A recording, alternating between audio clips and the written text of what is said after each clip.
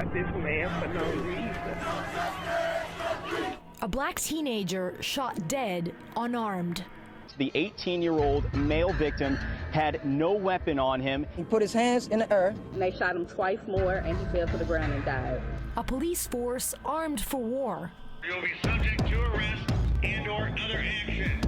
And a Missouri town, Ferguson, on fire. Their baby was executed in broad daylight. They will not reveal the identity of the police officer.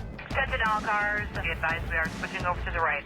Come with us for a different kind of ride-along with these two young men who show us what they see, what they hear, and what they want. We don't need a 60-year-old man leading us through our own streets.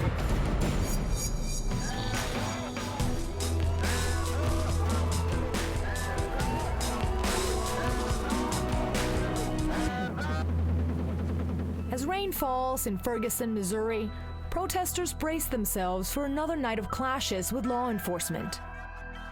Many of them are young guys, just like Michael Brown. Eric and John are from around Ferguson. They're angry, frustrated, fed up. Charge it with murder and we'll leave. Charge it with murder and we'll leave right now. This is a dramatic news story for the world's media. But for these two, the Michael Brown shooting evokes outrage rooted in a painful history.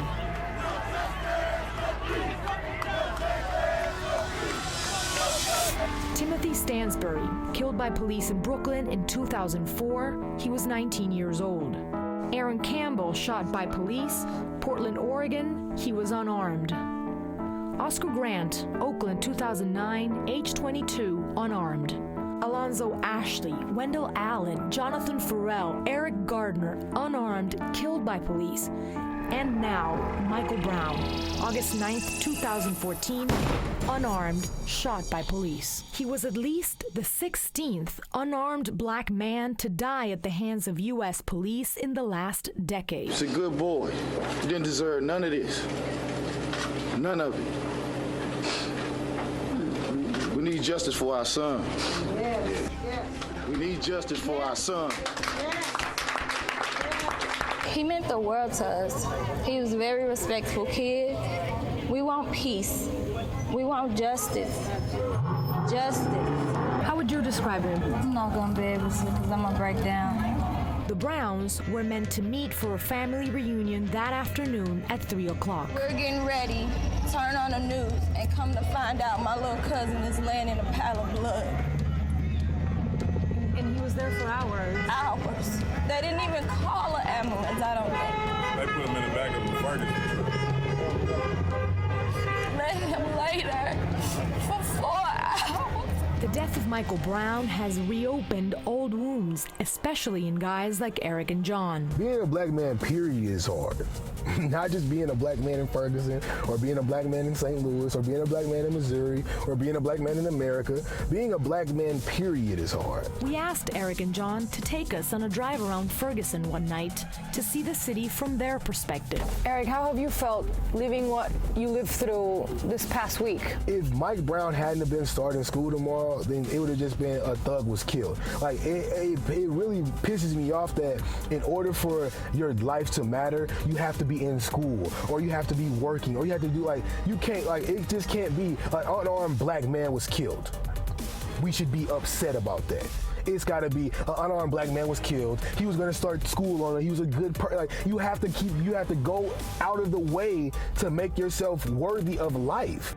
Eric and John have both lived on the front line of what they see as daily racism. I think that it's confronted a lot of, like I said, the racial tension that is still so prevalent in this society in St. Louis, in D.C., in L.A., in New York. You see people in London. People are protesting everywhere because this atrocity is going on everywhere. It's not just in St. Louis, but I definitely feel it. I feel it. It's very, very strong here because this is home. The data illustrates the troubled relationship between black people and white law enforcement here. Ferguson is 67% black, but the mayor is white. Only one member of city council is black, And of the 53 police officers, only 3 are black. We realize that this war has started on us, and it's not us against us, it's us against them. That's how they made it. Eric's is not an unusual story in America. Throughout the country, young black men are profiled and often feel targeted by police. They're not here to protect us, and that's what's become more and more evident. That's why I'm trying to encourage a lot more young black men to apply for the police academy. So we got to shake that stigma of, oh, well, I don't want to be the police, da, da, da. You can change the perception of the police if you become the police. In the U.S., between 2005 and 2012, a white police officer killed a black person nearly 2 times a week. This year, more than half of the people stopped and frisked by the New York Police Department were black, even though they only make up a quarter of the population there. African Americans are also the largest group arrested for minor drug offenses, and they serve longer sentences than any other group. And then, 1 in every 3 black men are expected to go to prison in their lifetime. But if you want to track the depth of the victimization, good luck. No one keeps record of the number of use of force incidents by police nationally. I talked to my mother before I leave the house. The last thing she always tells me is be careful. She's more afraid of the cops doing things to me than she ever would be of me getting gunned down by my peers. 6 days after his death, still no one but the police knew who shot Michael Brown. They made sure he was protected, but what about our protection though?